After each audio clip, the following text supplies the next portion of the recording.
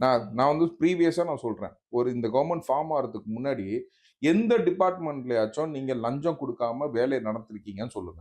கிடையவே கிடையாது. புரிஞ்சுங்களா? பட் ஆனா, அதுக்கான முயற்சிகள் வந்து இந்த கவர்ன்மெண்ட்ல எடுக்கப்படுதா இல்லையா? புரிஞ்சுங்களா? 26 நீங்க நீங்க நார்மலா சொல்றேன். க க கசடு டாஸ்மார்க்கே நீங்க எடுத்துக்கோங்க. 26 பேர சஸ்பெண்ட் பண்ணியிருக்காங்க. எக்ஸ்ட்ரா ரூ. 10 வாங்குனது. ம். கண்ட்ரோல் பண்ண முடியல, சஸ்பெண்ட் பண்றாங்க. இந்த சிண்டிகேட்ட உருவாக்குனதே செந்தில் பாலாஜி தான், பாட்டில் பாலாஜி தான். நீங்க வந்து எவ்ளோ 5000 கடை இருக்குன்னா, அதுல ஒரு சிண்டிகேட்ட உருவாக்கி, அந்த அளவுக்கு நீ ராஜ்யம் பண்ணி வச்சிருக்க. நீ வந்து ஒரு கட்டமைப்பா நீ ஒன்றும் பண்ணி வச்சிருக்கன்னா, நீங்க உடைக்கிறதுக்கு எவ்வளவு நேரம் ஆகும்? புரிஞ்சுங்களா? இதெல்லாம் வந்து சிண்டிகேட்டுங்க. இதெல்லாம் கம்ப்ளீட் சிண்டிகேட். Corruption syndicate. அதே மாரி வந்து பாத்தீங்கன்னா, ஊழல் செய்ற ஒருத்தனும் வந்து பாத்தீங்கன்னா, இன்னைக்கு திருட்டு போறது, இது பண்ணா ஊழியர்கள். என் மேல அந்த கேஸ்லாம் போட வேணாம். அந்த 18 ஹார்ட் டிஸ்க் எடு. உனக்கு ம். 50,00,00,000 குடுக்குறேன். 100,00,00,000 குடுக்குறேன். அப்டின்னாங்கன்னா, அவன் எடுத்துட்டு போறான். ஓகே. அவன் சம்பளம் வாங்கி என்ன ரூ. 1,00,000 மாசம் சம்பளம் குடுப்பாய்ங்களா கவர்மெண்ட்ல? இன்னும் அவனுக்கு 10 வருஷம் சர்வீஸ் இருக்குன்னு வச்சுக்கோங்க. அவன் எவ்வளவு சம்பாதிக்க போறான்?